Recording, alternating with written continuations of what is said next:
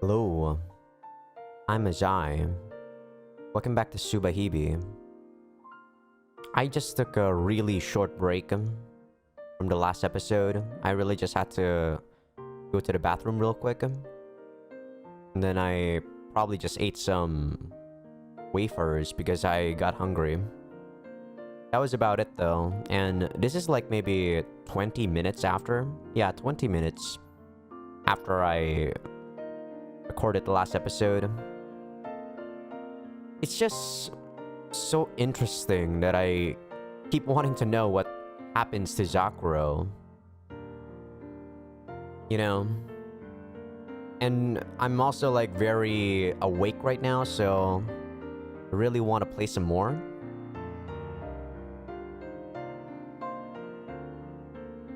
Sorry about that. I was drinking some water. But yeah. I'm ready to continue on and see what the heck is happening in this story. I feel like we are pretty close to some conclusion. I know we're still in chapter 4, but... And I know that there's like 7 chapters in this game. Because that's what I read on the VNDB page like a long time ago when I first wanted to read this. But it feels like there's already some sort of conclusion I could gather about what the heck is happening. But then again, we might just still see a part of the truth. There are so many things we don't know about.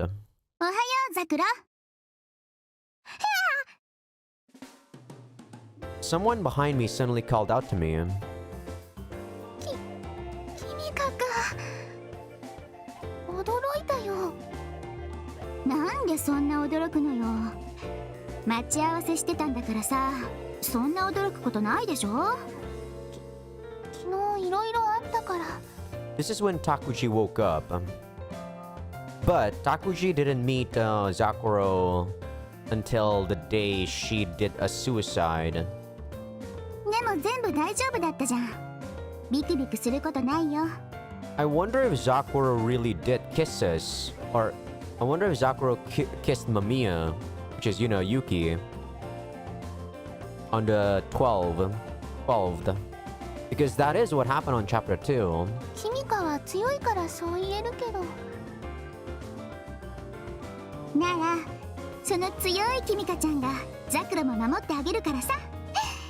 安心しな、ザクロ。Kimika hugged me as she said that. なに？そんな強く抱きしめたら痛いよ。ごめんね。なんかザクロって守ってあげたくなるオーラ出してるからさ、思わず抱きしめたくなっちゃうんだよね。なんで赤くなってるの？あ、いや、なんでもない。ん？What was that just now? My heart skipped a beat. But that's... 急に背後から声をかけてくるなんて驚いたよ。驚きすぎて胸がバクバクいってるよ。ほら。I put her hand on my chest. はーん、胸ね。何よ。She suddenly sighed in exasperation. いやさ、そんな胸を強調して。あれですかね。私は同性が羨むほど立派な胸をお持ちですという自己主張かな。なんでそうなるの？だって胸うるさいんだもん。どいつもこいつも。あ、もしかして昨日間宮君に言われたこと根に持っているの？なぜそうなる？だって私胸なんて1回しか言ってないし、どいつもこいつもって言ってたから。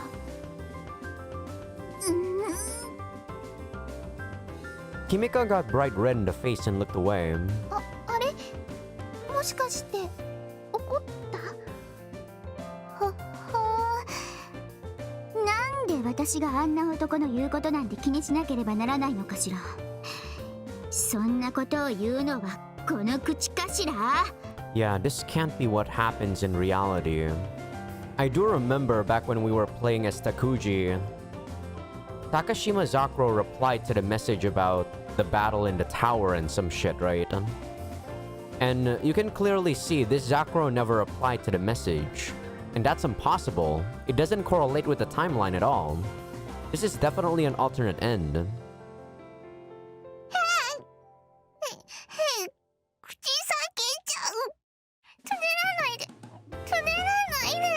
Man, after what happened in chapter 3, I really feel like I'm a lot more cautious, or I'm a lot more sensitive when it comes to like knowing if the ending is gonna be an alternate end or like going with the flow of the story, because it makes me think like, man, this is such a happy scene, but it's not real, you know?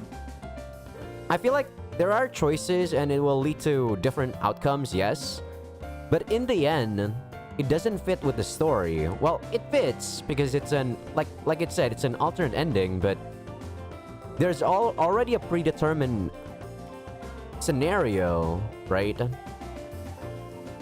So I feel like when it's out of place, I'm like, yeah, this is just fan service for people that wants a happy ending. That's really how I see it.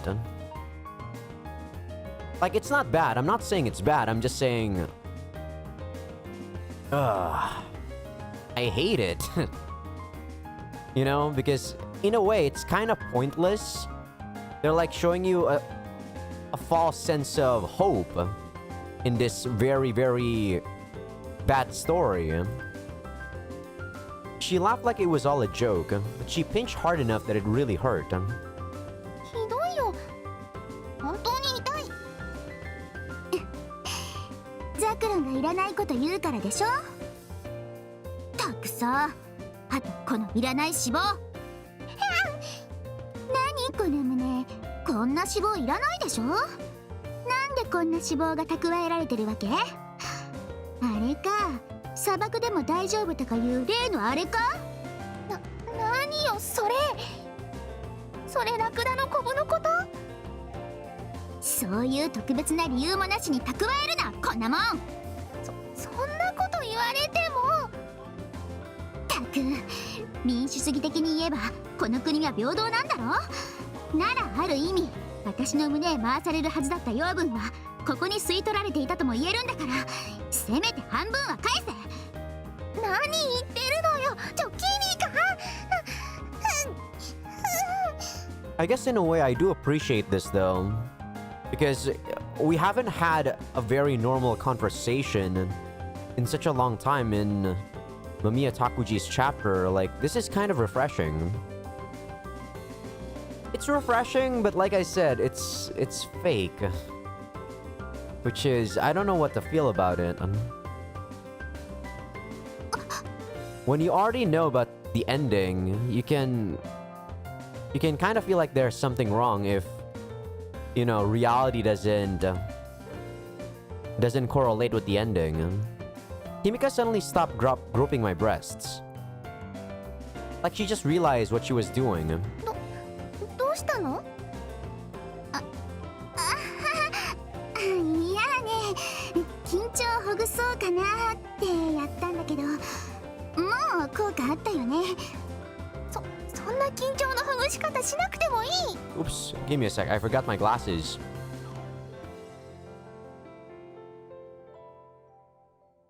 There we go. 胸ほぐしたつ言い方の方が適切だった？たく、朝から君か。どっかのおっさんみたいだよ。陰性下劣ですからな、私は。まあいいや。そろそろ学校へ行きますかね。そうだね。She probably remembers that she shouldn't be having fun doing this. Or something along those lines. Though I really didn't want to go. The classroom seems like a battlefield.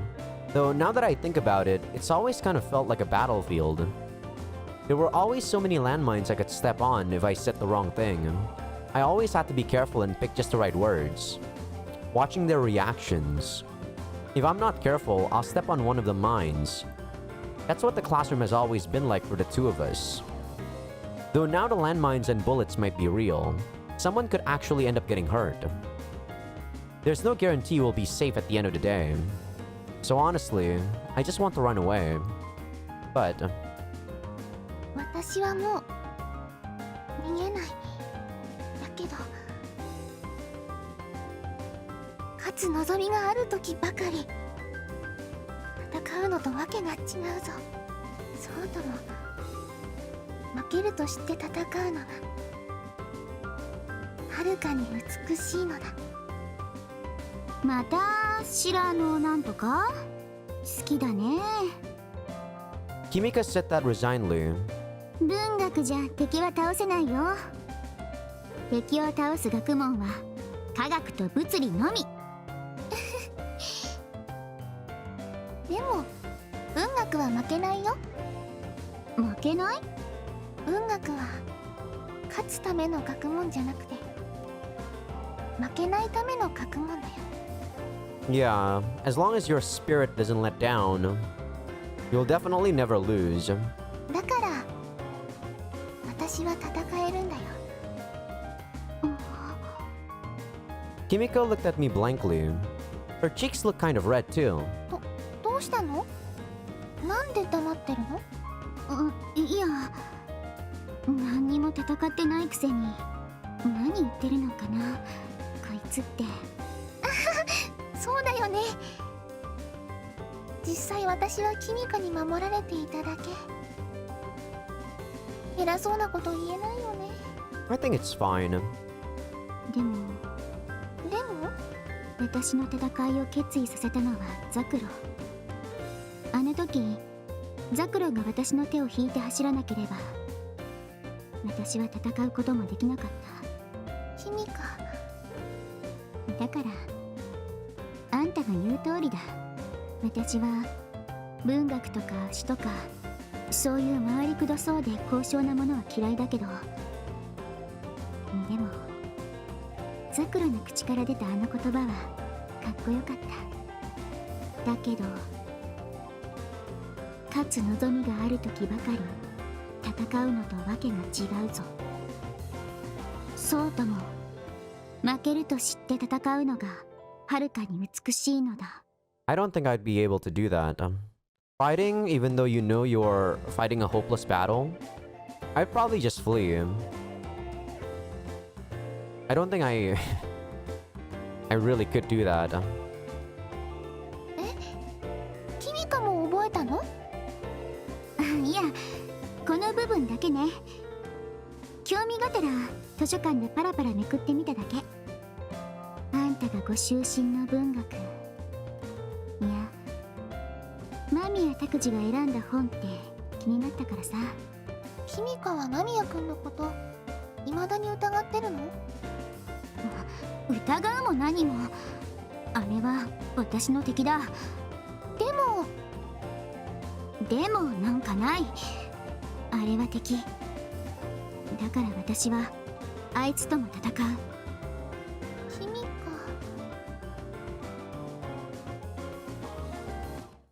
A moment after she started walking, her face hardened and she looked down, as if she was thinking intently about something. I held her hand and guided her since she wasn't looking where she was going. ゆうべ今日のことをいろいろシミュレートしてみたけど、多分教師が生徒の持ち物検査をすると思う。She was silent for a moment and then she looked up at me. There wasn't the slightest hint of cheer in her face. それって昨日の騒ぎがあったから？うん。瀬名川が私の壊れたスタンガンを没収したでしょ。私は携帯電話だと言ったけど、ちょっと知識のある教師があのジャンクを見ればすぐに何であるかわかるはずだよ。そうか、そうなんだ。だから武器は校門からは持ち込めないよ。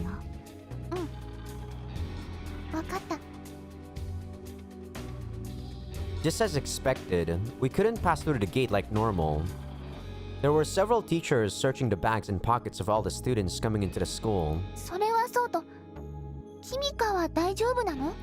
So this is the moment when they're very susceptible. こうなることは想定済みだから、使用目的が露骨なものは今は持ってきてないよ。ザクロは？私？今の私が持っている武器になりそうなものは30センチのアクリル製定規くらいかな。そう、よかった。過剰防衛策とか取ってたらどうしようかと思ったよ。As expected, the teachers all tensed up as we approached the school gate. Several of them looked at each other, and then they took me and Kimika aside to search us. 特に変わった持ち物はなさそうだな。行ってよし。ありがとうございます。I opened my bag and showed them the inside, and turned my pockets inside out to show I didn't have anything in them. I got through the gate surprisingly easily. The real problem was Kimika, who was surrounded by several teachers. It's hard to imagine that she would come to school empty-handed after the fight with Akasaka-san and Kitami-san yesterday. She said she saw this coming. Will she really be okay? これで全部ですよ。なんなら私のスカートのポケットに手を入れてみます？いや、そこまではしないが。先生、カバンの方はどうです？持ち込み禁止になりそうなものは見当たりませんね。It's like they were aiming for her from the beginning. They seemed disappointed since they hadn't found any evidence. それじゃあもう行っていいですよね。ああ、面倒なことはするなよ。Thankfully, she was released. She smiled and ran toward me. She mouthed the words, "Fooled them," silently announcing her victory. まったく平和ボケしてる連中はちょろいね。でもキミカ、無事に通過できたってことは何も対抗手段を持っていないということじゃないの？大丈夫だって。ちゃんと考えてあるからザクロは安心していいよ。それより見なよ、あれ。Kimika frowned and looked up at the school building. I followed her gaze. In the spot where Kimika was looking, Akasaka-san and Kitami-san were looking down at us from above. そうやって見下ろしていられるのもいつまでか。思い知るがいいさ。Their eyes were cold and ruthless, but their mouths were curved in disgusting smiles, like they were anticipating the festivities that were about to start. But I glared right back at them. I won't give in to them. I'll fight. そんな怖い顔で睨むザクロ初めて見たよ。そんな表情もできるんだ。当たり前だよ。私だって人間だよ。怒りって感情だってちゃんとあるよ。そうだね。Kimika smiled joyfully. I wouldn't be so sure about that, Zakuro. Man, the fact that I sorta have a feeling that this is the alternate end made me feel, like I said, it made me feel like, as much as I want this to be real, it's not real. That sense of feeling is always looming on me, and I hate that. That's, I guess, one of the negatives that from knowing the canon timeline of the story. The moment we entered the classroom, it instantly went from noisy to as silent as the grave, and sharp gazes were leveled at us. Much worse than yesterday, it felt incredibly uncomfortable. The classroom wasn't just a metaphorical battlefield, it had transformed into a literal one after yesterday's events. So it would be a lie to say I was unaffected, but nevertheless, I walked toward my seat unflinchingly. ちょっと待って。はい？ When I was about to pull the chair out and sit down, Kimika stopped me and started checking the desk and the chair. 異常はなさそうだね。ありがとう。After she made sure my seat was safe to sit in, she checked her own seat and then sat down. ねえねえみんな、ちょっと変な匂いがしなくね？ほんとだ、マジくせえわ。くせえくせえ。どこから匂ってくるのかな？どこかなどこかな。臭いものには蓋をしなくちゃな。The other students were frozen like statues. Megu and Satoko exaggeratedly held their noses as they walked around the classroom. マジでくせえな。シャレになんねえな。これは完全に腐ってやがるな。鼻が曲がるぜ。誰か机の中でパンでも腐らせてんじゃねえの？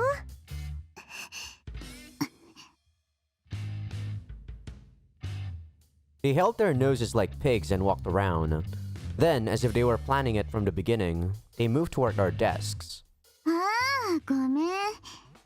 もしかしてその匂いってこれかもね。Kimika's relaxed voice echoed in the strained atmosphere of the classroom. Kimika smiled as she stood up and pulled a test tube from her bag. In that instant, they stopped in their tracks. それなんだよ。おい！ There wasn't any smell coming from the test tube at all. Of course not. They were just making it all up. Their faces grew paler and paler by the moment. さあ、なんだろうね。すでに城山から聞いてるんじゃないの？もしかするとそれって。ご明察。さすがは彼女だけあって彼氏の体臭には敏感なようですね。Megu looked like she was about to jump on Kimika, but she didn't. She kept her distance since she knew what was in the test tube. いやいや、申し訳ない。これの匂いは実際かなりきついから。昨夜は彼氏と抱き合ってキスすることもできなかったでしょうね。ごめんね。今頃彼氏は欲求不満でイライラしまくっているのかな。怖い怖い。おい、調子に乗ってんじゃ。やめなよ、サトコ。あれを食らったらマジ悲惨だからさ。After Megu told her to stop, Satoko didn't dare get any closer to Kimika. She just stood next to Megu, looking disgusted. 今朝校門で一斉持ち物検査してたのになんで持ち込めてるんだよ。あれまあ、これまで随分と長く同じ時を共有してきたのに私のことについてほとんど知らずにいらしたとは残念至極ですわ。ですね、私は陸上部に所属していますけどそれ以外も廃部寸前の部の部長をやってます。Oh, that's right. I haven't ever heard of the club doing anything, so I forgot. But Kimika's in 2 clubs. I never knew she was the leader, though. なんだそれ。北高第39代科学部部長立花金華。以後お見知りおきよ。科学部だ。科学部が試験官持ってて何が不思議かしら。特にタンパク質を脱炭酸反応、脱アミノ反応還元したものが持ち物検査で引っかかると思う？なんだそりゃ。腐敗アミンって言えば分かりやすいかしら。腐敗？硫酸や塩酸ならまだしも腐敗アミンなんか没収対象になるわけもなし。まあ匂いは強烈だけどね。いわゆる腐敗臭だから。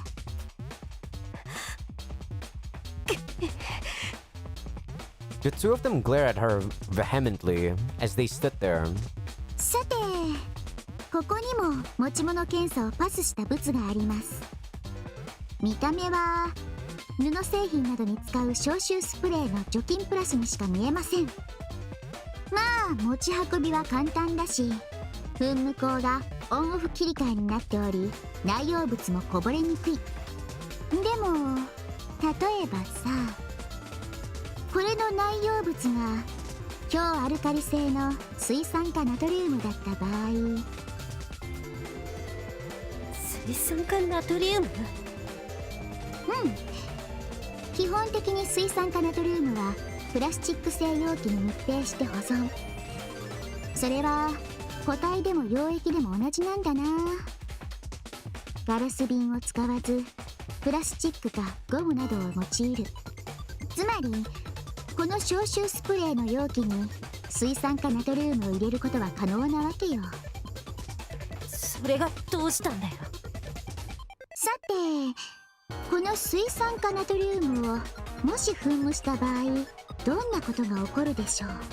大事な指輪とかネックレスとかに噴霧した場合、金属製品は簡単に腐食してしまいます。でも本当に大変なのは人間に対して噴霧した場合でしてさてどうなると思いますか？どうなるんだよ。Megu's voice cracked as she asked the question. The smile disappeared from Kimika's face. まずは上履きなんかに噴霧した場合、気がつかずに履いた人は初期段階ではヌルヌルとした感触を感じるでしょう。それは次第にかゆみに変わり、そしてその後激痛となる。これは水酸化ナトリウムにより溶解した角質が初期段階ではヌルヌルと感じるものであり、最終的には痛覚に届くくらい皮膚を溶解し全体にベロリと。次は単純に顔に噴霧した場合、角膜上皮に付着した場合、適切な処置が遅れると十分に失明の可能性があります。まあ要するにこいつが付着すると肌の細胞がドロドロべちょべちょのグッチョンになるわけです。怖いですね。素人にはおすすめしません。I feel like the more she's trying to scare them, the more likely they're gonna do something, you know? Then again, I can understand why she would try to scare them instead of actually doing it. It's a lot safer that way. She happily threatened them with her explanation. The two of them couldn't say a word. When I looked around, I didn't feel the same pressure from the rest of the class either. None of them liked Megu or Satoko either, so they were all silently snickering as they watched. Kimika took another test tube from her bag. It was different from the others. There was a partition in the middle for some reason, with mysterious white powder on both sides of the partition. この2つの粉、なんで2つに分けられていると思いますか？なんだよ。2つの粉が混ざったらまずいとこかよ。まずいものね。2種類の物質が混ざっただけで危険なものってそんなに簡単に手に入るかな。 After that, she chuckled to herself so silently that it was almost inaudible. ああ、でも例えば次亜塩素酸カルシウム、わかりやすく言うとサラシコのことですね。これはプールの水を消毒するためなどに普通に学校で転がっているレベルだな。それに塩化アンモニウムか。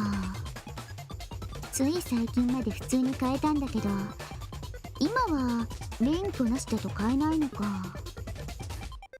でも最近まで売ってたから、まあ持っている人もいるかもね。塩化アンモニウムは肥料、食品添加物、染色、用途はたくさんあるから持っている人はいるかも。あ、そうそう、火薬の原料でもあるんだな、これ。I actually don't remember a lot about chemistry, so a lot of the chemicals that she's talking about is like flowing out from one ear into, like, you know, it's going in one ear and then out the other.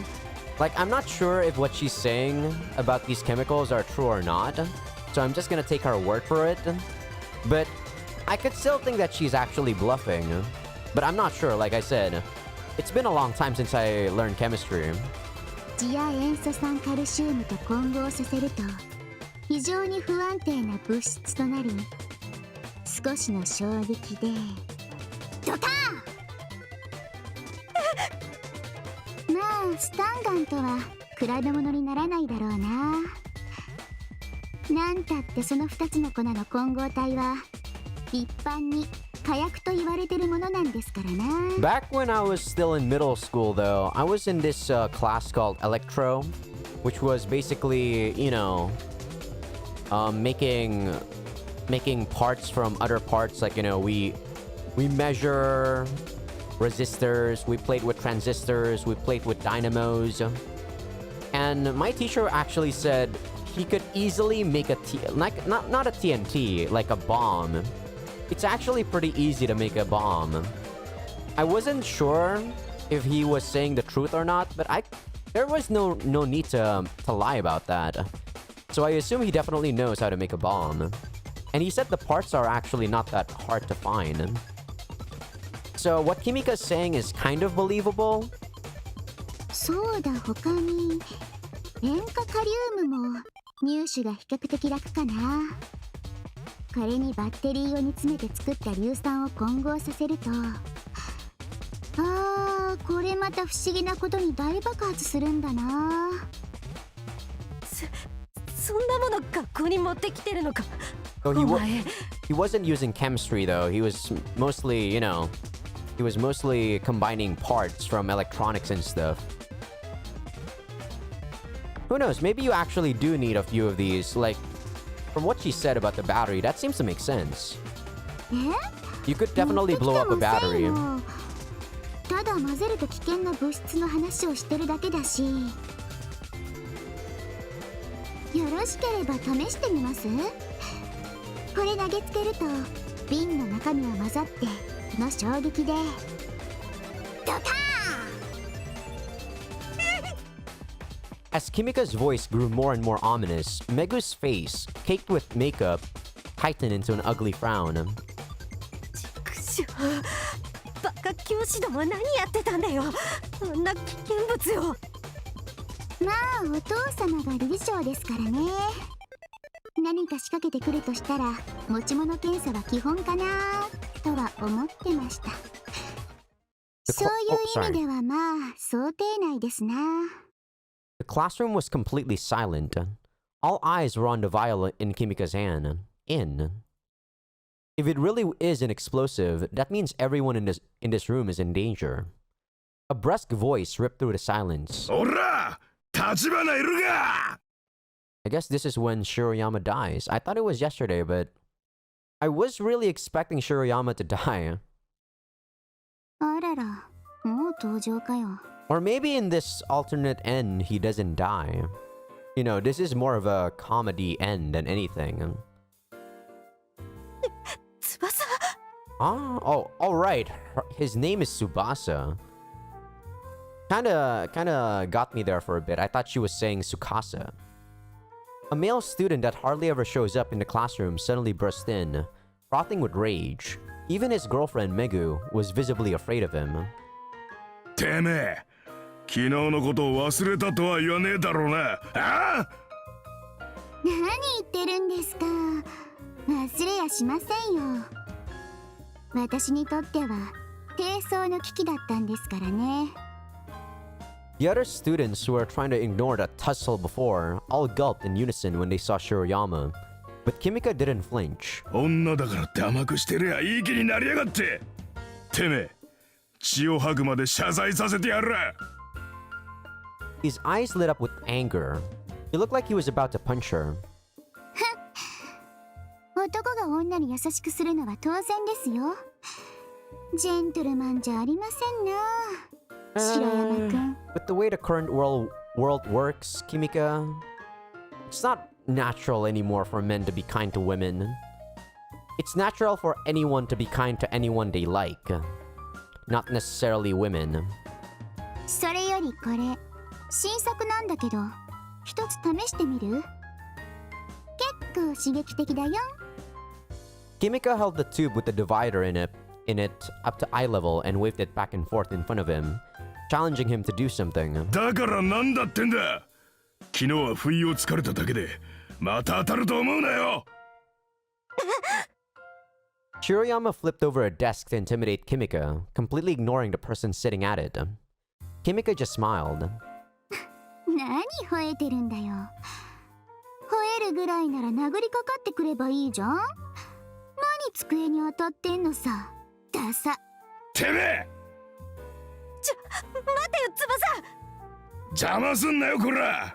こいつの顎を割らなきゃ気が済まねえんだよ。分かってるから。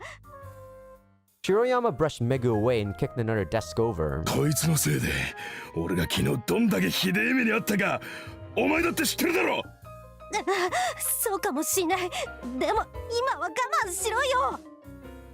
He struggled with her, almost looking like he was about to hit her too, but she managed to hold him back. あの試験官、昨日のとは違うんだってば。黙れ、そんなの関係ねえ。関係あるよ。あれが割れると爆発するかもしれねえんだって。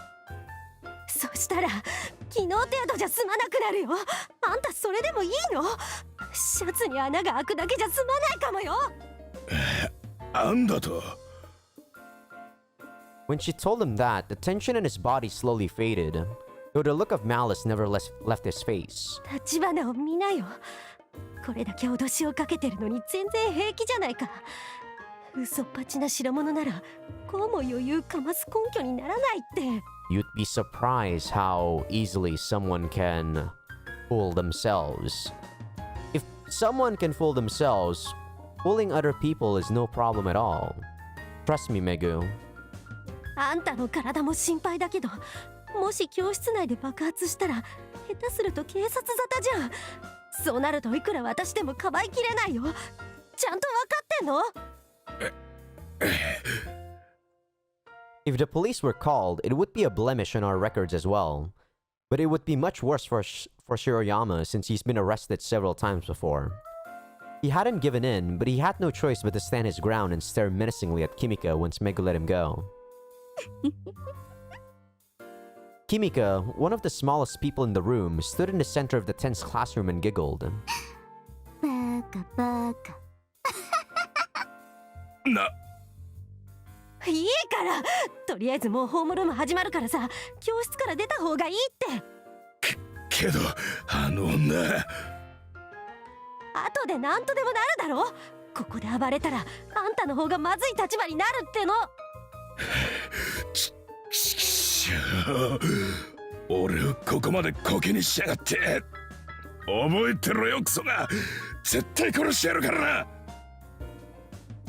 He left without doing what he came for. It was a huge relief to see him... Double him. Typo there. Skulk off into the hallway, muttering complaints to himself.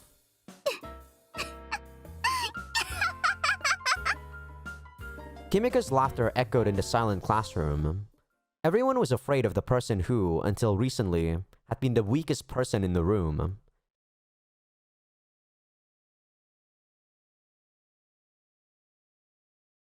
さて、マルティン・ルターは強大な権力に真っ向から立ち向かった宗教改革者であり、in America, what Kimika did was probably similarly like bringing a gun when you were bullied, right? I'm not sure what the state of schools are like in America, but I know guns are fairly easy to get. And I assume most households have one. So it would be probably a lot easier to explain what Kimika did to bringing a gun to school for self-defense, right? I would assume so. You know, just to give you guys something to relate to more than what she did. I was able to participate in class normally, since I had copied Kimika's textbook yesterday, but... Megu glared daggers at us throughout the entire class. 彼は多くの賛美歌を作り、ラテン語で記されていた新約聖書をドイツ語に訳すなどの功績も残した。But Kimika didn't even seem to notice. She just paid attention to class, highlighting important parts in her textbook. No matter what happens, don't let them get to you. Even if it's just acting, you can't show them weakness. Kimika told me that over and over while we were on our way to school, but I can't stay calm like her. She really is amazing. When morning classes ended, Megu and Satoko left the classroom. The other students started moving their desks together to eat with their friends. And of course, I probably don't even need to say it, but they all turned their backs toward us and ignored us as they ate. Kimika moved her desk over next to mine. なんとか午前中はクリアだね。そうだね。しかしあれだけ楽しい見せ物だったのに相変わらず人気なクラスだね。しょうがないよ。みんな赤坂さんとか白山くんとかのこと怖いし。 If I was part of their class, I don't know what I would do. Probably bystander effect. I would just probably see it and not care about it. Because it's not, it's not happening to me. Maybe. But who knows? だから我関せずか。まったく気概がない連中だ。 Being a coward means you get to live longer, Kimika. I don't know if living longer is actually better or not, but I still value my life. You're not cowards. Not everyone can be as strong as you, Kimika. Not everyone has so many weapons to defend themselves from violence. ねえ、せっかくだから他の場所でお弁当にしない？ここはあまり居心地が良くなくて。まあそれもいいかもね。キモい連中もなんだか私のこと睨んでるし。だと？何？ You're so easy to provoke. やめなよ、サトコ。キミカ。ごめんごめん。今のはさすがにいらない挑発だったよね。じゃあ行こうか。Kimika smiled agreeably, and then moved her desk back to its original position with her skinny arms. で、どこに行こうか。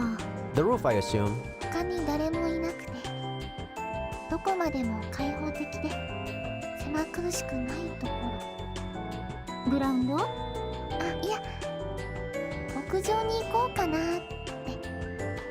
あ、そうか、屋上か。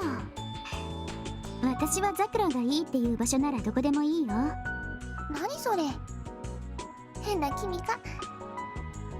でもキミカがいいのなら屋上へ行こうよ。I smiled at her and nodded. We went to the vending machine to buy some milk first, then headed to the rooftop.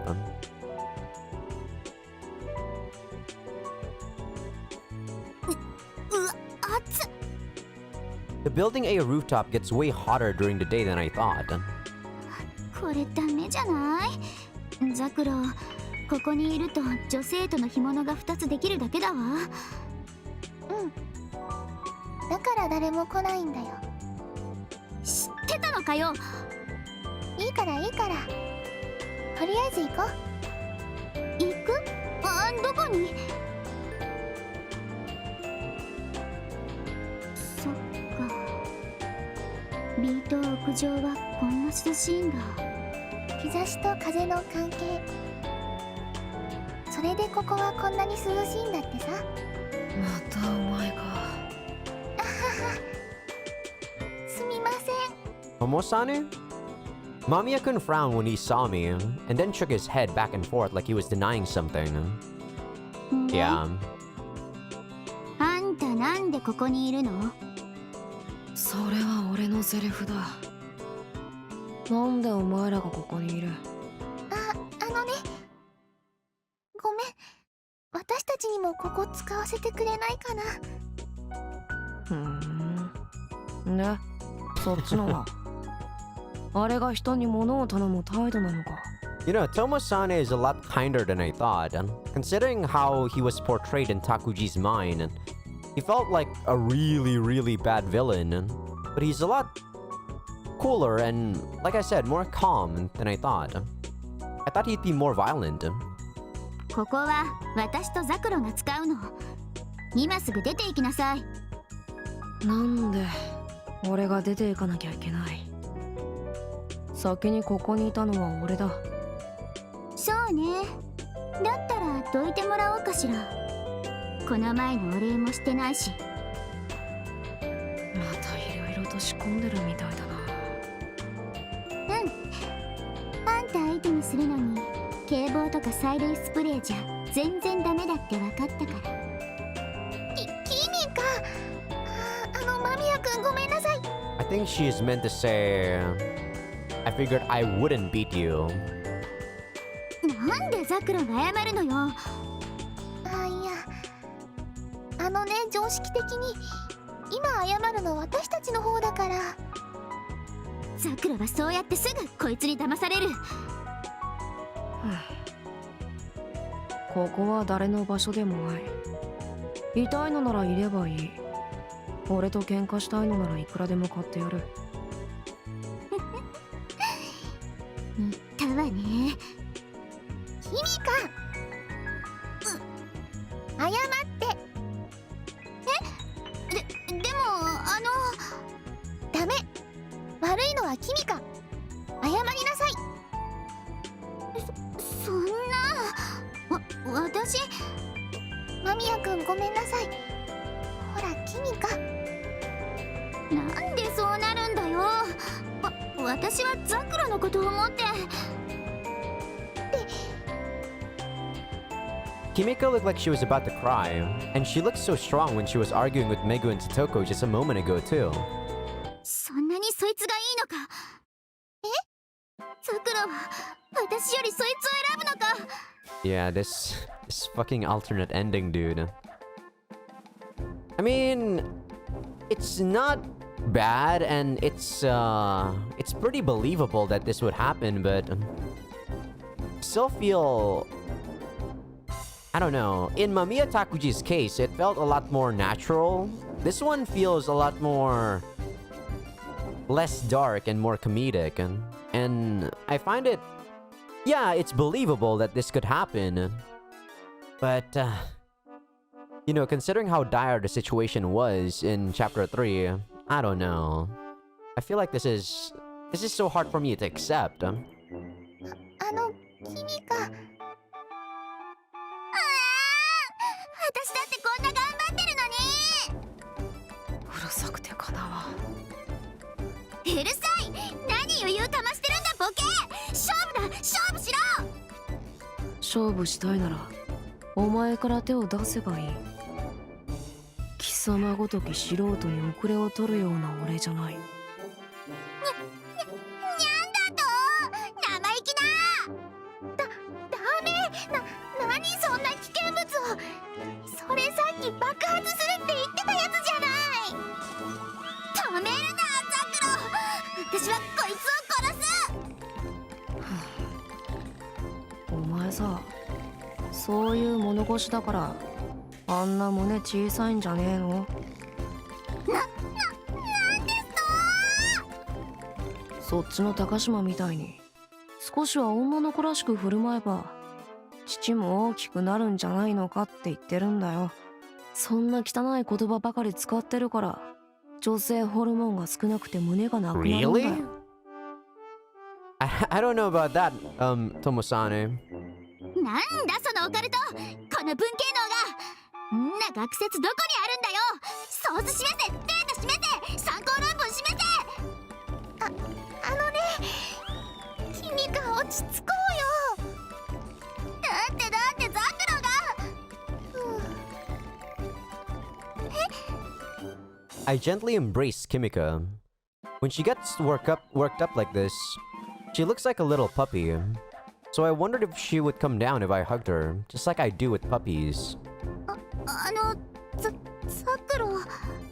大丈夫だよ。キミカより間宮くんが大事とかそういうのないから。なら私の方が好きってこと？いや、そういう問題ではなく。なんだお前ら、こんな場所でコントの練習か。卒業後はそれで食っていく気か。であんたみたいなバカにそんなこと言われなきゃいけないのよ。私は一流大学行くわい。そんで将来はマッドサイエンティストだ。それがダメならニートだ。 Right. それもバカな夢だな。んだとマッドサイエンティストバカにするか。ニートはダメだろう。んだとニートバカにすんな。もうキミカ、ご飯食べようよ。こんななことやってたら昼休み終わっちゃうよ。 Let's be fair. No one would, voluntarily become a NEET. No one would. そう言われてみれば。まあいいわ。間宮拓司、今はザクロとの大切な時間だからあんたの命は延長してあげる。そうか、それはよかったな。 Kimika immediately sat down and got a lunchbox out of her bag. I sat down next to her and looked over at Mamiya-kun. He didn't complain or glare, but just ignored us instead. ねえねえ、今日もそっちの卵焼きと私のハンバーグを交換してよ。いいよ。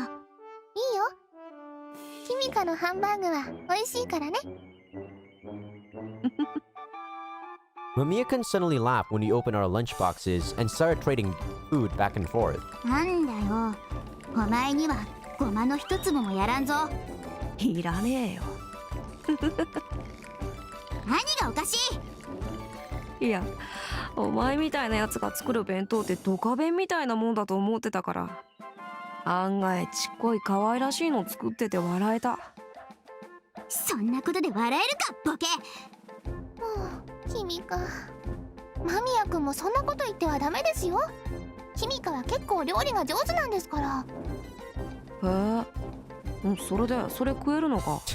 This guy. 爆弾でも入ってそうだな。あんたにだったらいくらでも爆弾食わしてやるけどね。キミカ、お昼まだでしたら少し召し上がります？いや、俺は。ダメダメ、野良犬に餌を与えちゃダメって子供の頃に習ったでしょ。だからキミカ、そういう言い方はね。Mamiya-kun ignored her completely as he fished through his pocket. Then he looked disappointed. ち全部吸い終わってるし。くそ、あれは俺が買ったやつなのに。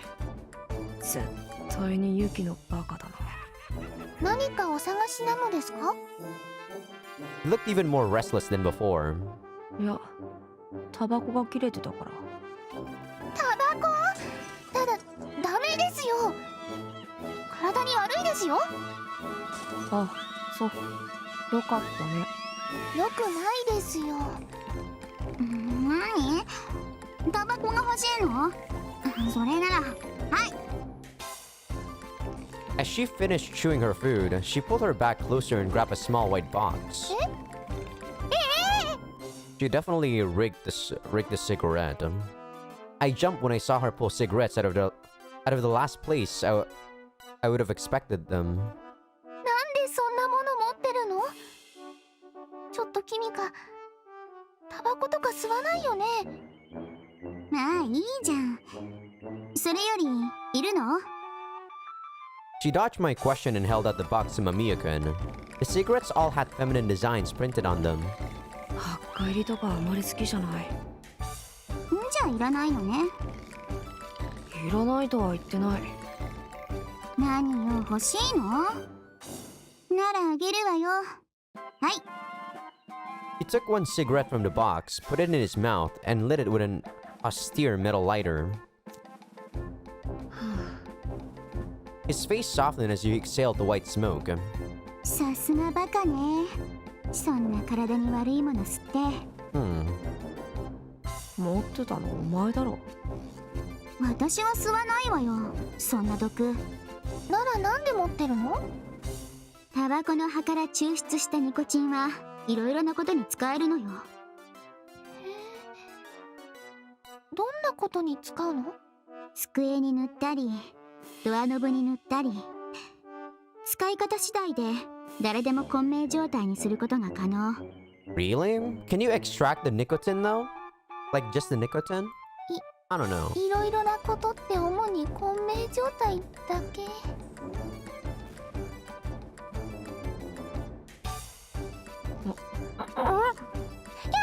Yeah, she definitely rigged it or something. The burning tobacco suddenly flared up and started exploding like a firework. Oh. Of course she did it. 変だわ。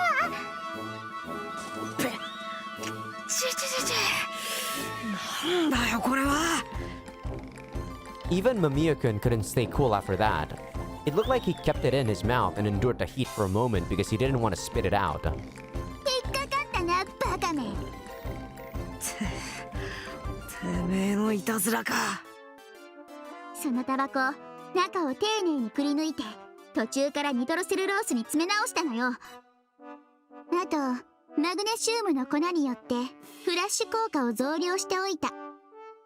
なるほど。メンソール入りなのは薬品の匂いをごまかすためか。考えたもんだな。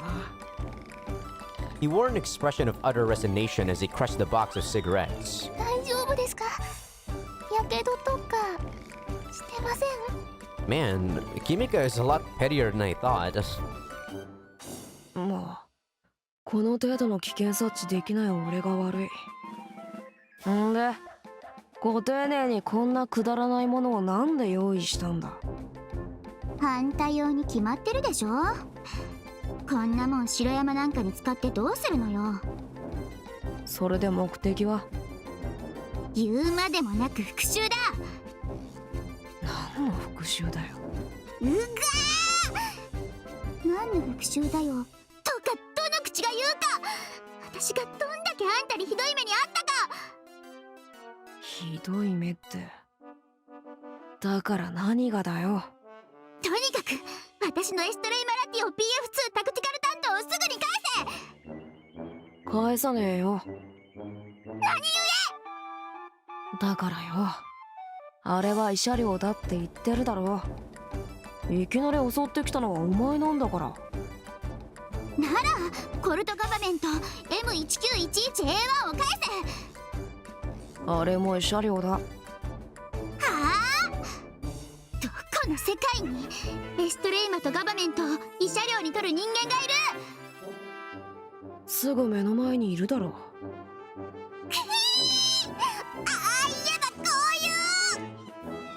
Her entire body shook with anger. She took one step forward and locked eyes with Mamiya-kun. ああ、このナイフ折りたたみ式にしては強固な作りで、厚いブレードの長さも十分にあっていい感じだ。Mamiya-kun pulled the knife out. 当然だろ。私が厳選したんだからな。ブレードの材質はなんだ？ N690 コバルトステンレスだぞ。なんだよ、 ATS34 じゃねえのか。たまれなりきん野郎。あれは金持ちが眺めるナイフに使う材質だ。そっちの方がいいだろう。高価なんだから。よくない。実用美こそ正義。はい。 What? What are they talking about? I felt really lonely, like I had been excluded from something. あのガバはノバクタイプのリアサイト、レバーを延長したマニュアルセーフティ、ストレートなグリップエンドに改造してあるな。They also lost me, don't worry, Zakuro. そうだ、いろいろ金かけてんだぞ。あとグリップセーフティはビーバーテイルにしてある。なるほど。確かに要点を抑えた実用的な改造だ。褒めてやる。褒められてもあげないぞ。なんせ私もシューター歴長いからな。ガバについてはうるさいんだ。やっぱガバはシングルカラムの薄いフレームのやつに限るんだな。 She got really happy for a second when he complimented her gun. Then her face turned sour and she started yelling at him again. どうでもいいから頼むから返せ。それどれだけお小遣いつぎ込んだと思ってんだ。ああ、大変だったんだな。だから俺が大切に使ってやるよ。ふざけんなタコ。私は銃とナイフを枕元に置かないと落ち着いて眠れないんだ。そうか。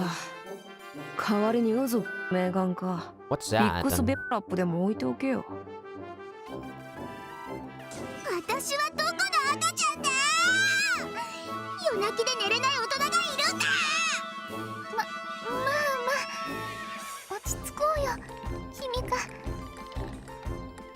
We must have gotten on his nerves. He got up and started to walk away. And I thought all three of us would be able to eat together for once. What a shame. あ、なんだよ、逃げるのか。ああ、そうだな。認めるのかよ、この玉出し。お前、その下品なの直した方がいいぞ。婚活の時、絶対困るぞ。なんで私が婚活なんてしなきゃいけないんだよ。いや、お前は絶対30過ぎても結婚できなさそうだから。なんだと。お前どこまでも失礼だな。まあ、どうでもいいけど。Mamiya-kun kicked the box of cigarettes and slowly walked toward the stairs. こんにちは。 Saki again.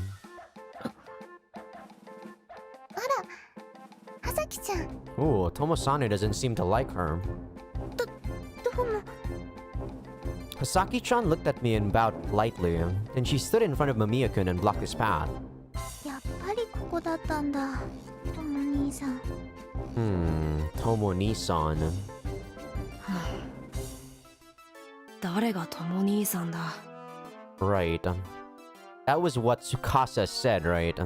In chapter 3, during Kagami's execution. 兄さん。 For some reason, she looked at us and then changed the way she addressed them. But now that I think of it, why would she call Mamiya Takuji-kun Tomo-ni-san? はい、お弁当。 She thrust the wrapped package at him before he could say no. 今は食べたくない。持って帰れ。なぜ？ダイエット中だ。あれだよね。人がいるからだよね。何がだ。兄さん、キャラ作り一生懸命だから妹のお弁当食べる姿なんて見せられないんだよね。 Damn. I kind of like Tomo-sane a lot more than I think. そうなんだ。 Why is Mamiya Takuji the only personality inside of him that is like the more psychotic one, or the most psychotic one? Mamiya Takuji is insane, dude. Everyone else of his personality seems to be really chill. But then again, this guy deals with drugs, so we couldn't be too sure. そんなわけあるか。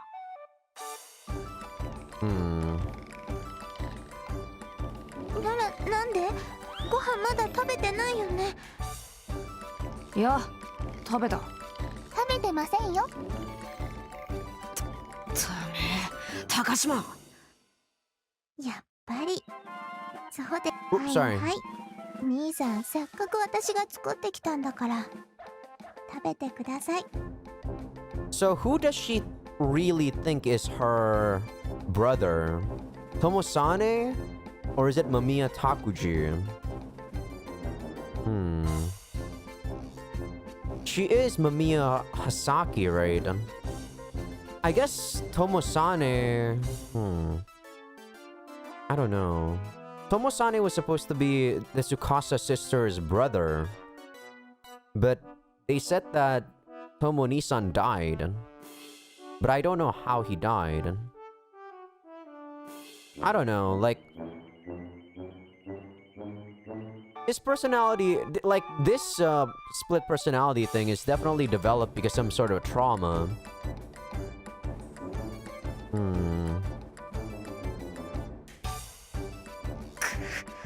Something with the cult.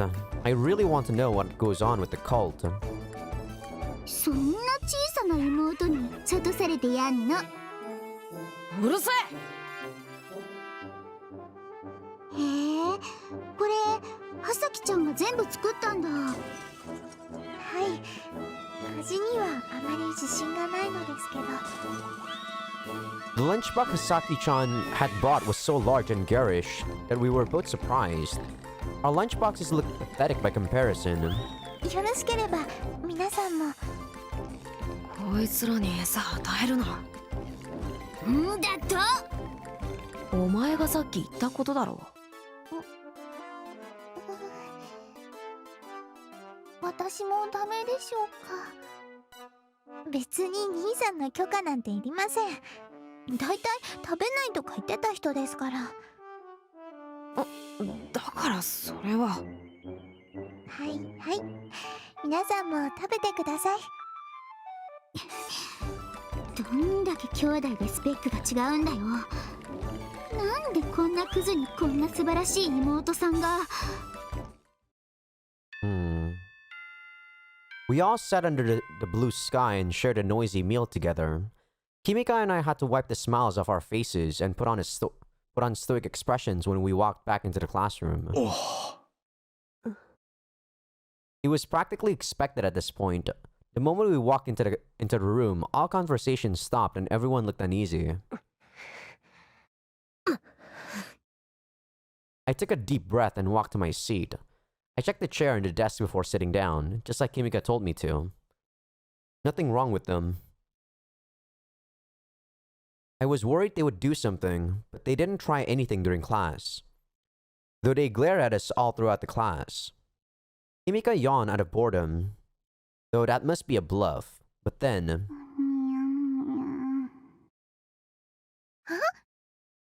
She's really sleeping. Soon, afternoon classes ended too. さてと、帰りますか。あのさ。ああ、わかってるわかってる。If they were going to come after us today, it would be after school. The walk home is the most dangerous part of the day. There are lots of places they could wait to ambush us, and if we waited around after school, it would just get darker and more dangerous. まあ、校門までは何もないとは思うけどね。そうだよね。They had already had plenty of chances to attack us if they wanted to do it here at school. If they were going to do something, it would happen after we left the school gates. てなことで、校門抜けてから気を抜かないでね。もちろん。よし。んじゃあ、気をつけて帰ろう。でもないか。みたいだね。As soon as we stepped outside, we heard a strange whizzing sound for a moment, and then a second later we were covered in broken eggs. 油断したな。これ腐った卵だね。私たちが出てくるの上でずっと待ってたんだろうね。まあ、レンガとか花瓶とかじゃないだけマシか。We looked up at the roof, but we couldn't see anyone up there. くそ、古典的な技を使うな。These white uniforms are pretty expensive, so that was actually really bad. とりあえず水道で頭と顔を洗ってから体育更衣室へ行って着替えようよ。このままじゃ家に帰ることもできないし。Why? Of course you can. 着替えとかある？まあ、体操着とか。Everyone watched us as we walked over to the water supply and washed our hair and faces with soap. We went to the locker room right away when we were done. 私のロッカーの扉が変形してる。My locker had been bent to a strange rectangular shape. 油断しすぎだったか。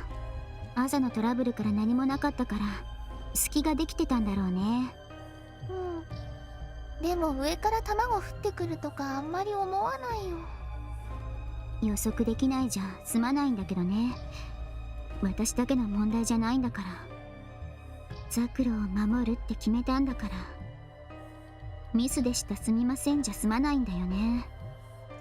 そんな、私は守られてばかりで。バーカ、一番最初に私を救ってくれたのはあなたでしょ。キミカ。クラス中にいじめられてた私を救ったのはあなた。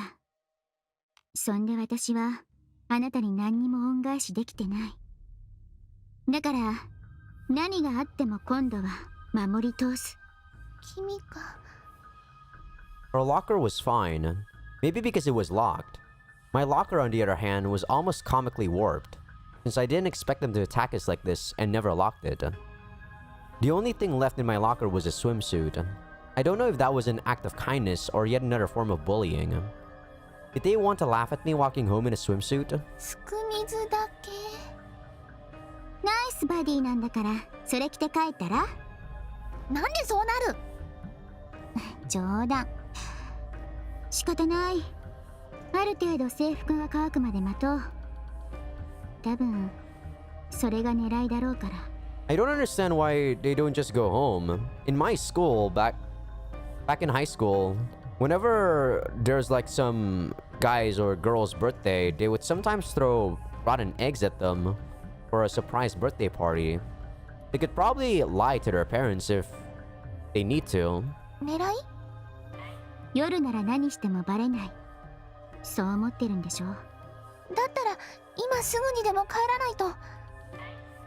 夜の帳っていうのは何もあっちにだけ味方するわけじゃないから。夜なら夜の戦い方っていうのがあるんだよ。 So I guess she wants to go on the offensive. そうなの？うん。だから制服乾くまで待ってよ。それにこの時間でいろいろできるから。いろいろ？そう。私のロッカーは伊達に固くないんだよね。When she opened up her locker, there was something almost the same size inside it. なにこれ？なんでロッカーの中に金庫が？外側は単なる薄っぺらいスチール材だけど、中は頑丈な金庫なわけよ。んで、入ってるものが。She pulled out a lot of different chemicals. Where does she keep her PE clothes? I was kind of curious about that, but... すっかり夜だね。でも結構乾いたよ。そうだね。The sun set as we hid and waited for our uniforms to dry.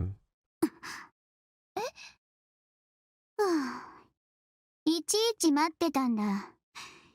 暇なんだね。いやー、外はすっかり真っ暗だよ。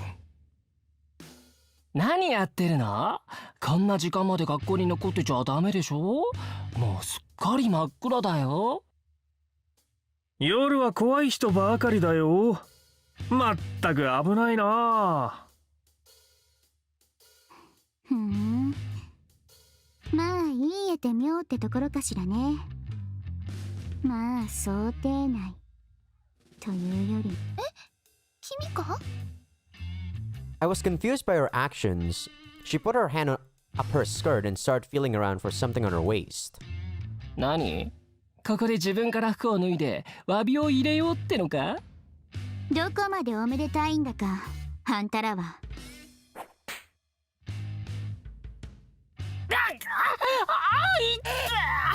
マジで痛いでしょうね。本物のウィップ。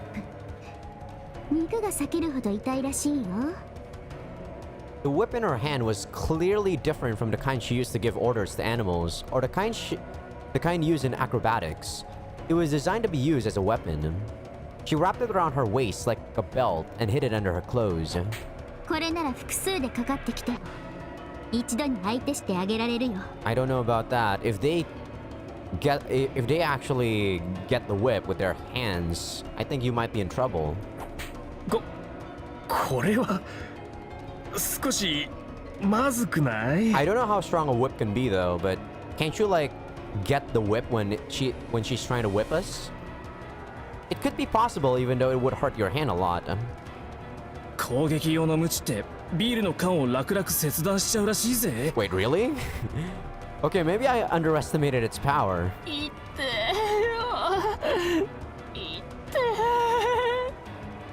まあこれ見るとあながち嘘じゃなさそうだよね。すんごい痛そう。そうだね。すごく痛そうだね。The sound of the whip cutting through the air gave Kimika courage and made the men back off warily. 確かにそれは怖えけどよ。まあ所詮は女二人なわけじゃん。面白えや。どこまで遊べるかやってみようじゃねえの。かな。 As Shiroyama moved forward unflinchingly, Kimika knocked him to the ground with the whip. いや、 His clothes were ripped and bloody. 大して痛くねえ。全員だ。この人数全員で飛びかかれば楽勝だ。うわ、説得力ないな。血出てるじゃん。きしゃここまでやってくれたんだ。絶対よきゃす。 Man, Nishimura, you're so sexually frustrated, dude. Calm down. 本当にそればっかりだね、西村ちゃんは。カバンで防御して一気にかかれば確かに一瞬で終わる。少し傷つくぐらいだ。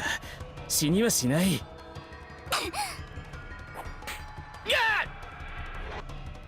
ザクロ、走るよ。 The sound of the whip was the signal for me to run. And then she followed right after me. てめえ、逃げられると思ってんじゃねえぞ。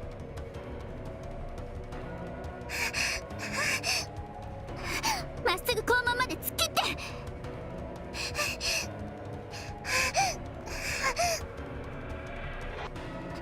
しつこい男は嫌われるんだぞ。 As I ran through the gate, I heard the sound of Kimika's whip behind me. We desperately ran. She turned around once in a while to ward off our pursuers. But Kimika doesn't have much stamina. She couldn't keep this up for much longer. I grabbed her hand and pulled her along as we ran through the night streets. Man, how can there be no people? This is Tokyo, isn't it? There was hardly anyone around in the residential district. まだついてくる。 I heard the whip cutting through the air several more times, but the situation didn't improve at all. What should we do? Where should we go? なんか人数増えてないか。なんであんな人が追いかけてくるの。でもさ、赤坂たちが集めたんだと思う。 The situation just got worse. Hey, new background scene. Or new background image. As she was nearing the limit of her stamina, she tripped and fell. I went down with her, rolling several times before we regained our bearings.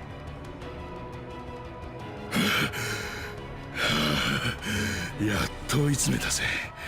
しかし都合のいいところに逃げ込んだな。どうかしらね。ここならどんな音が出ても問題ないんじゃない？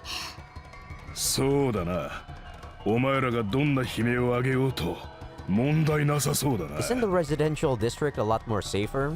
Couldn't they have just screamed like rape or something? I finally saw all the people who had been chasing us. As I looked at their sheer numbers and the weapons they were holding, the blood drained from my face. Shiroyama stood there trying to catch his breath, with a wooden sword in his hand. The other men had large knives, metal bats, and even steel pipes with the ends cut off. Any of them could easily kill a person. どうやら血見ないと気が済まないみたいね。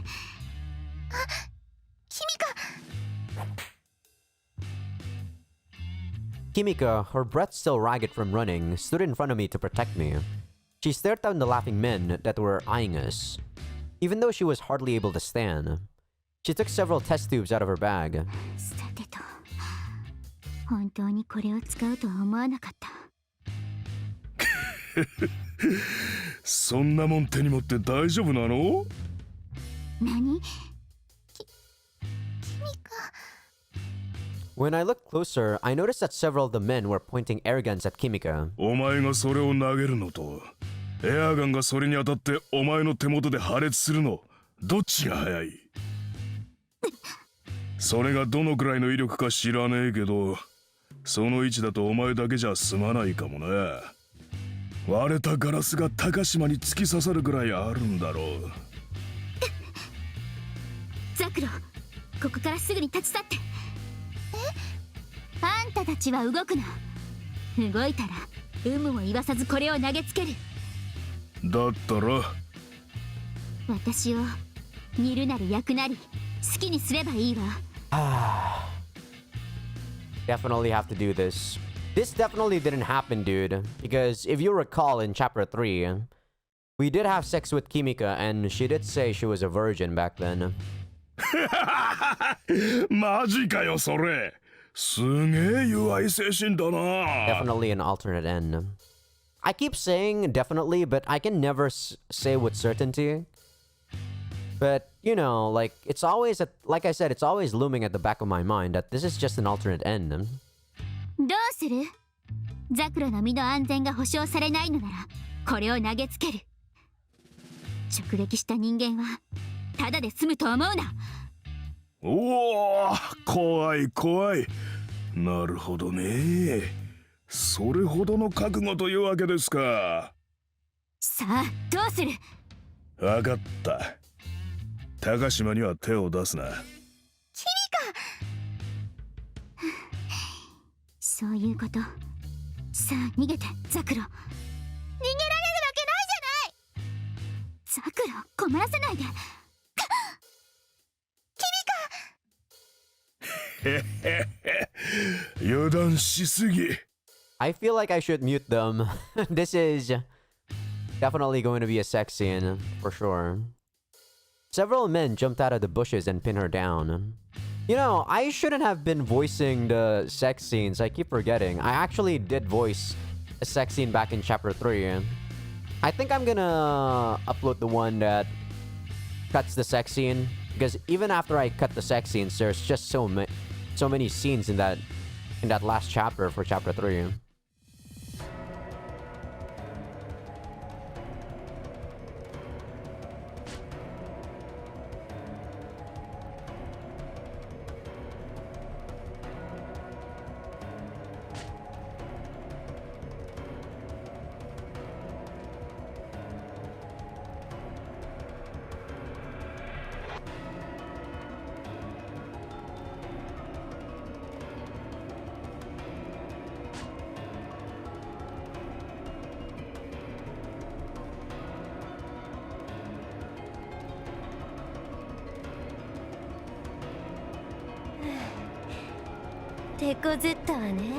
Megu, shut the fuck up, Megu.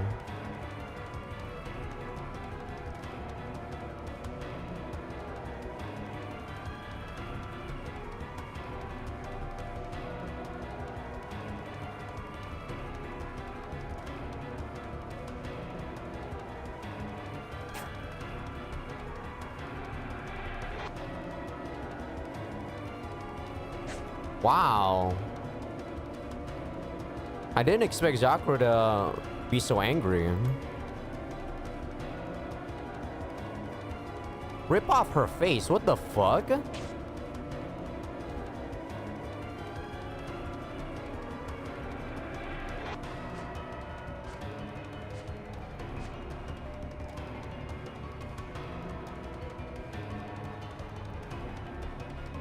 Ah, そういうのいいね。 Oh wow, I guess there's not gonna be a sex scene? I'm so confused right now, dude. Maybe this is actually what happened? What the? Takuji. 確かに面白い見せ物だ Or った。 Tomosane. A voice in the dark suddenly agreed with her, followed by the sound of approaching footsteps. すごいですね、大人数で。いや、本当にすごいと思います。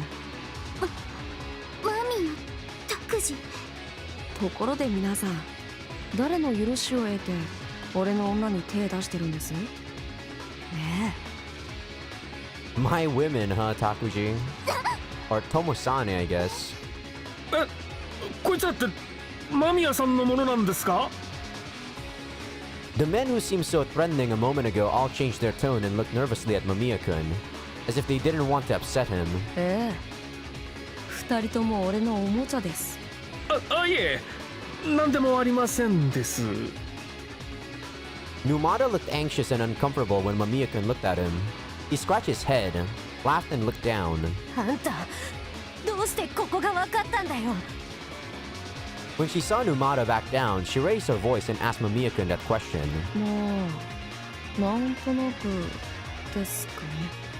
ともあれ自分のおもちゃなんだからいなくなったら探すのが当たり前でしょ。けいけつかねえ野郎だ。それはお互い様。 Megu glared daggers at him, but Mamiya-kun didn't flinch.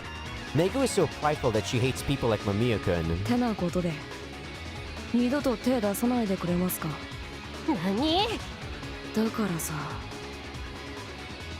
とにかく皆さんうぜえから消えてくださいって言ってるの。こいつあの間宮拓司か。ああ、そうだ。俺たちが十数人で襲って返り討ちにあった。強いのか。そう見えないが。絶対ダメだ。普通じゃない。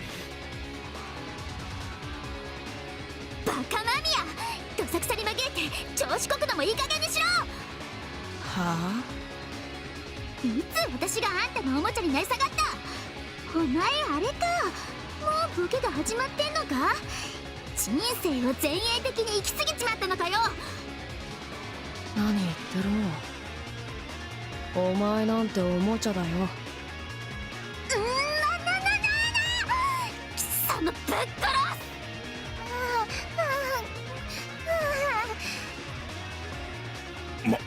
す。間宮。久しぶりじゃないですか。君が俺を呼び捨てにしてくれるのなんか。おいシレマ、いい加減学べよ。何度やられてると思ってんだよ。何ビビってるんだよ翼。相手丸腰じゃねえか。それに一人だろ。何人集めてるんだよ。今日はすげえ数じゃねえか。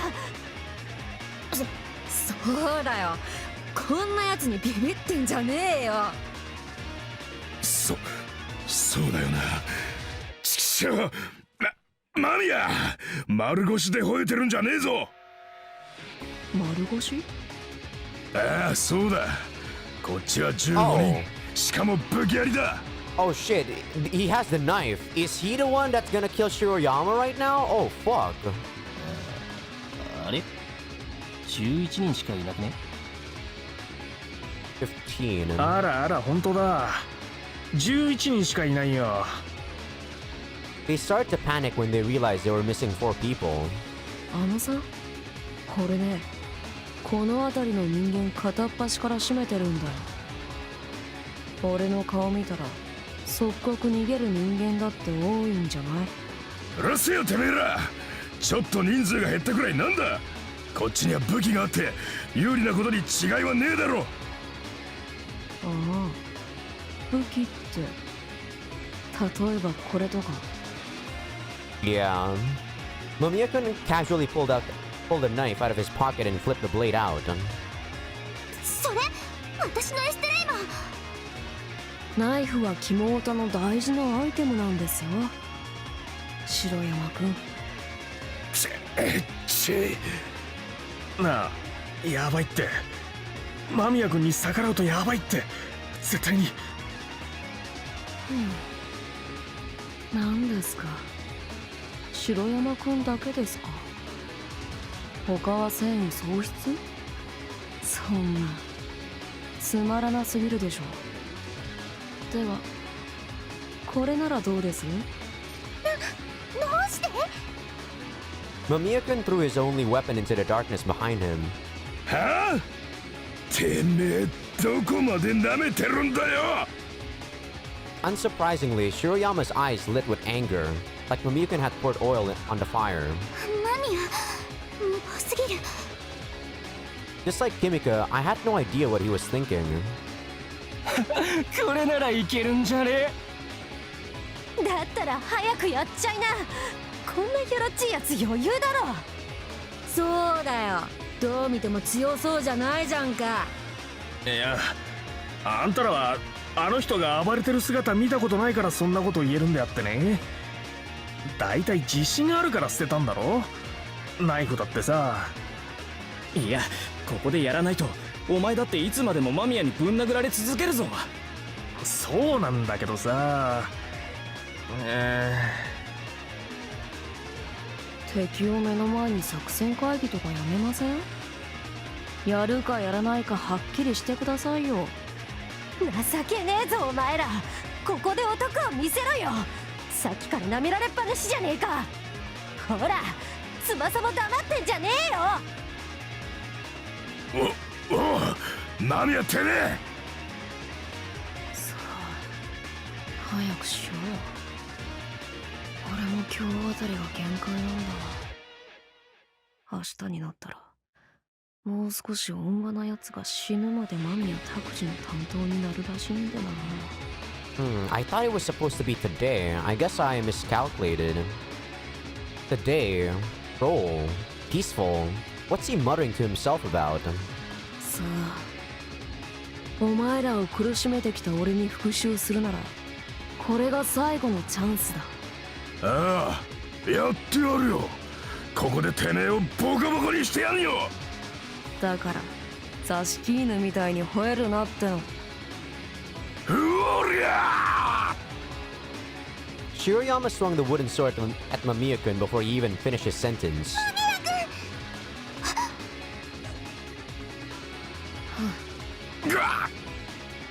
The downward slash of the sword carried through and struck the ground. It was a powerful attack, but it also left him open for a long time after he missed.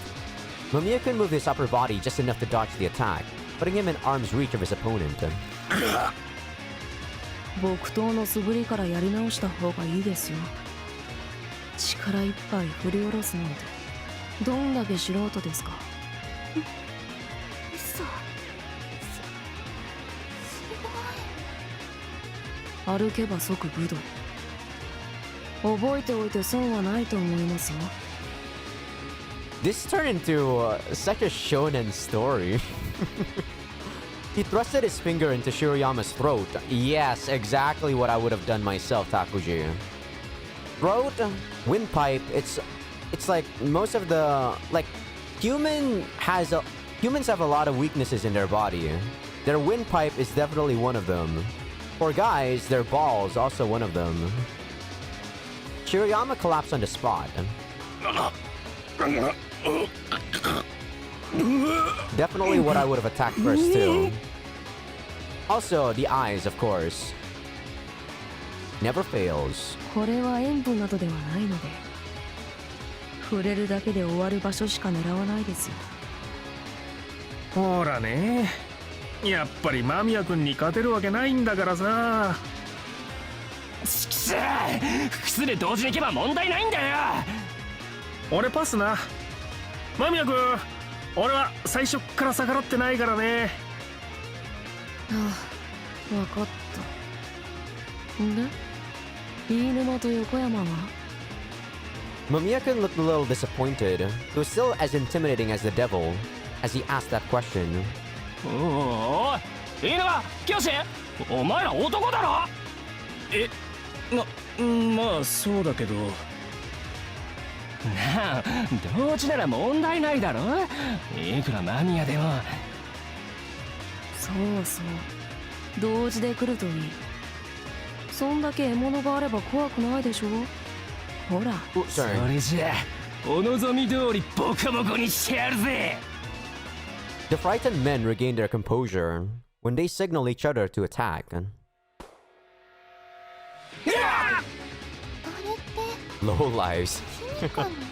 I like how they just named them low lives, dude. Just before he was attacked, he pulled a flashlight from behind him and shined it in their eyes. 俺が丸腰だなんてバカですね、君たち。喧嘩に嘘はつきものですよ。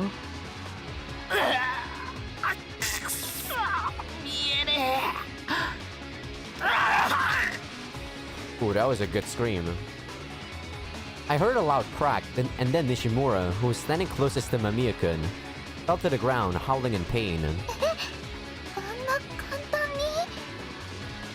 に Mamiya-kun only twisted Nishimura's hand slightly. And yet Nishimura went flying through the air. And it wasn't just Nishimura. One by one, the blinded men were taken out. An unpleasant sound rang through the air every time one of them fell to the ground. 相変わらずだね。間宮君のって小武道っていうの？そうですね。そんなもんです。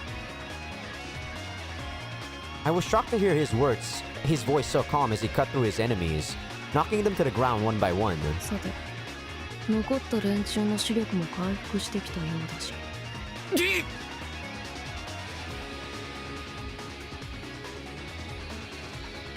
Inuma couldn't stop himself from yelling in despair. What the fuck, you brought a katana?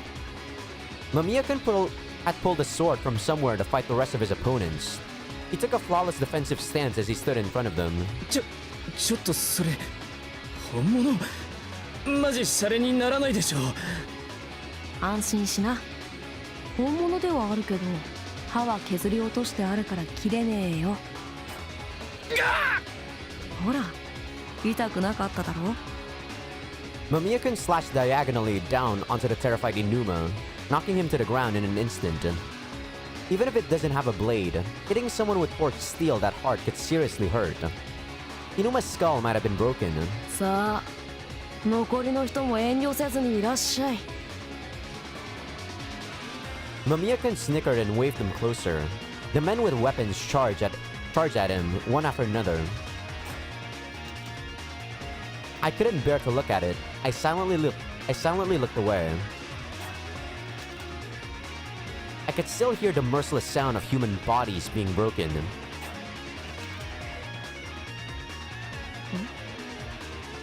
あれか。威勢だけのやつらだったの。The music of violence came to a stop. When I heard Mamiya-kun's dissatisfaction, I finally turned back toward him. これ Man, his eyes look so dead. 城山だけは特別扱いだが、他のやつらはいくらか手加減してやった。でもみんな血だらけじゃないですか。そうだね。でも、これぐらいやらないとね。Mamiya-kun smirked. His smile sent shivers down my spine.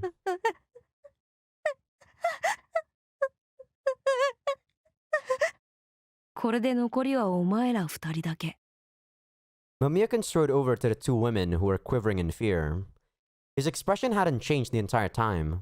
The scariest thing of all was that he could do something like this without even cracking his veneer of elegance. どうしようかな。この子たち。He calmly put away his gleaming sword, took one look at the pale faces of Megu and Satoko, and then asked us what he should do with them. いつぞやの城山みたいに刃物で腕を貫通させるか、それとも鼻と口に枝を詰めて何度もぶん殴るか、両耳に枝突っ込んで殴るのもいいかも。倒れた方向の鼓膜が破ける感じ。なかなか機会がなかったけど、昔から一度やってみたかったんですよね。そういうゲーム。Ugh, I don't even want to imagine that. That's so violent. What's going on? He was calm before, but I could see his expression changing now. It made me feel like he was criticizing himself internally, calling himself useless, even as he fought and crushed all his enemies. Just looking at him felt agonizing. I could hardly breathe. いえ、もう十分ですから。高島。もう十分です。これ以上傷つける必要はないと思います。必要ねえですか。ならさ、質問なんだけど、人が人を傷つけるのに理由なんてあるのか？ I don't know. Maybe to protect yourself. Other than that, I'm not sure. いじめられ続けたあんたが一番知ってることじゃないのか？それと立花。マミヤ。少し頭に血が上ってたな。まあ、いいや。あんたらがそれでいいのなら、もういいさ。ああ、そうそう。 Mamiya turned around like he remembered something. Something small danced across the ground and landed near Kimika's hand. 私のエストレイマー。 That was definitely the same folding knife he stole from Kimika. But it was open when he threw it away. He must have closed it with his hand as he threw it, since it was shut now. 俺とお前の指紋がついているからな。ここにあると良くないだろう。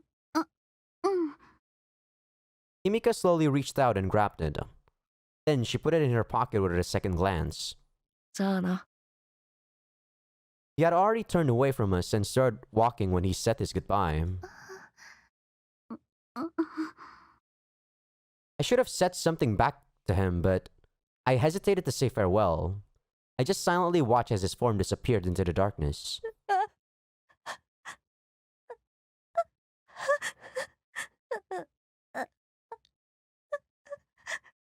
Definitely feels refreshing seeing, like, people who bully another person, you know, being taught a lesson, but I still don't know if this is the right timeline. But we'll see. Why, like, if you think about it, why would Zakuro kill herself after this whole fiasco? It doesn't seem natural, right? She doesn't suffer anymore. Megu and Satoko had fallen to the ground. They looked at the two of us, trying and failing to convince their mouths to form words. They were unharmed themselves, but they were terrified after they watched all the men fighting for them crumple like dolls. どうキミカ立てる？大丈夫。わかった。家まで一緒に帰ろうね。 She looked unsteady on her feet, so I moved closer and wrapped her arm around my shoulders.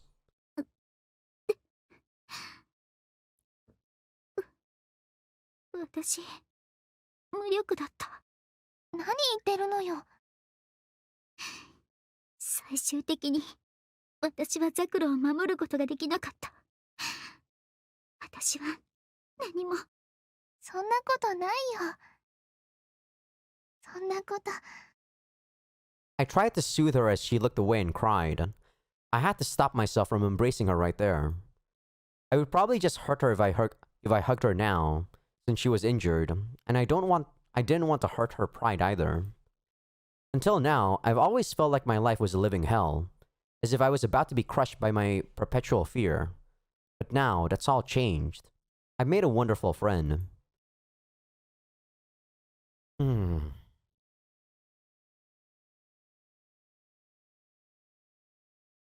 July 11th. I could have sworn yesterday was supposed to be when Mamiya Takuji returned to his な form. んか注目されてるね。Or, you know, returned to his original persona. I don't know if I still want to continue. I'm still curious about what's going to happen, but I'm already going for an hour and 40 minutes. Damn. I guess I'll have to end it here, though. This is a good enough episode. I still feel like this is not the timeline I'm looking for. But then again, I don't know, like I said. But yeah, that's the episode. Definitely a change in genre, for sure. But there are still mysteries in the story that we don't know. I'm still very interested in knowing about what the fuck is going on. But yeah, thank you all for watching. I seem to always end the episode with like no BGM at in the last few episodes. That's so weird. It's like such a big coincidence. But yeah, thanks for watching. I'll see you guys next time. I might play this some more later on, actually. Who knows?